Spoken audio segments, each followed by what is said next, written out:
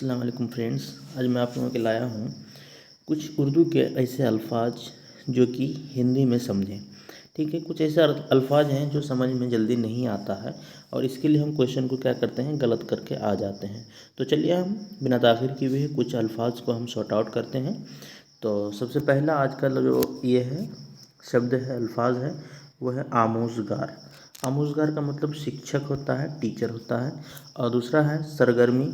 सरगर्मी का मतलब होता है गतिविधि। और है तीसरा में है अमला। अमला का मतलब होता है वर्तनी। और अशिया का मतलब होता है सामान। ठीक है। और जेली मतलब विषय होता है। ये आपका जो है नामवाफिक है। नामवाफिक है। नामवाफिक का मतलब असुविधाजनक होता है। ठीक है।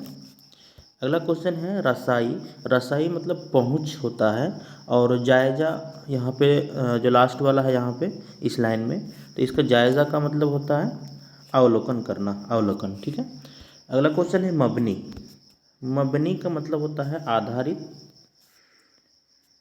और उससे अगला वाला है तफ़हीम। तफ़हीम का मतलब समझ होता है। उसके बाद शनाख्त है। शनाख्त का मतलब पहचान होता है। मरकज़ी है। मरकज़ी मतलब केंद्रीय होता है। तदारिक। तदारिक का मतलब निदान होता है। उसके बाद तयीन मतलब दृढ़ निश्चय होता है। ठीक है, ये तो समझ में आ गया होगा। अगला और कुछ वर्ड लेते हैं आपको समझाने के लिए। देखिए यहाँ पे क्या है, तख्लीकी। तख्लीकी मतलब रचनात्मक होता है।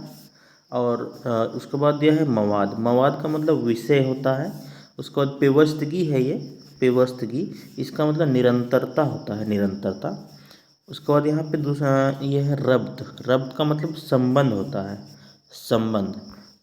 और उसके बाद फिर दिया है यहाँ पे मुतरादिफ। मुतरादिफ का मतलब पर्याय होता है।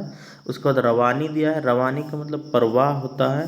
उसके बाद इक्तिसाब। इक्तिसाब का मतलब अधिग्रहण होता है। तामिल मतलब परस्पर प्रक्रिया। तामिल मतलब परस्पर प्रक्रिया। ठीक है। मुलाजिमत मतलब काम होता है।